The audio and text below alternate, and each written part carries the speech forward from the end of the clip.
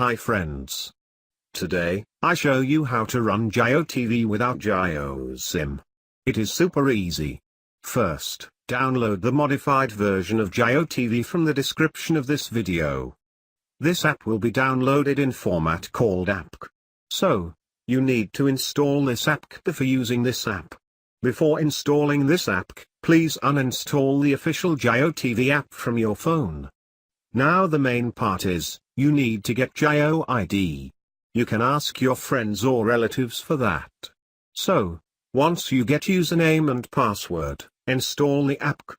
If you get error while installing this app, then go to settings and enable unknown sources. Now you can install the app onto your phone.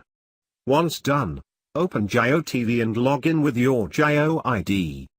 Now you can watch unlimited JIO TV without a JIO SIM. Please subscribe to my YouTube channel.